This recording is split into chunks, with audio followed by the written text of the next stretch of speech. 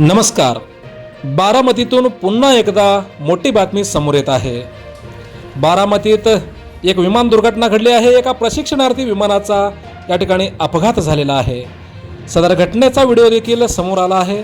बारामतीमध्ये पुन्हा एकदा एका प्रशिक्षणार्थी विमानाचा अपघात झाल्याची माहिती समोर येत असून या घटनेचा व्हिडिओ देखील व्हायरल झालेला आहे.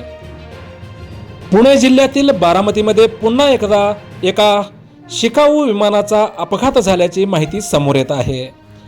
हे विमान बारामतीच्या एअरफील्डवर प्रशिक्षण सत्रादरम्यान धावपट्टीवरून वळण घेत असताना घसरल्याची प्राथमिक माहिती समोर येत आहे.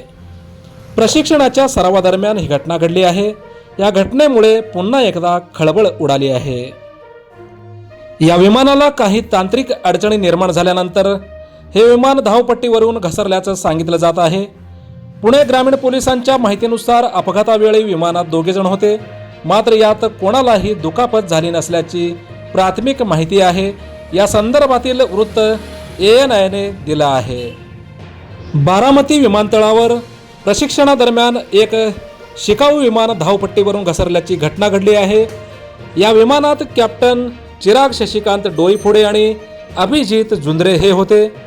यात कोणालाही दुखापत झाली नसल्याची प्राथमिक माहिती समोर आली आहे, अशी माहिती पुणे ग्रामीणचे पोलीस अधीक्षक संदीप सिंह गिल यांनी दिली आहे. या अगोदर दिनांक 13 मे 2026 रोजी प्रशिक्षण सत्रादरम्यान रेडबर्ड कंपनीचे एक प्रशिक्षणार्थी विमान तांत्रिक बिघाड झाल्यामुळे कोसळले होते. विमान हवेत असतानाच समस्या निर्माण झाली होती आणि त्यानंतर हे प्रशिक्षणार्थी विमान कोसळले होते. या घटनेत कोणतीही जीवितहानी झाली नव्हती आणि कोणाला दुखापतही झाले नव्हते. ही घटना घडल्यानंतर स्थानिक नागरिकांनी घटनास्थळाकडे धाव घेत मोठी गर्दी केली होती. पोलीस कर्मचारी आणि प्रशासकीय अधिकाऱ्यांनी घटनास्थळी पोहोचून मदत कार्य केलं होतं.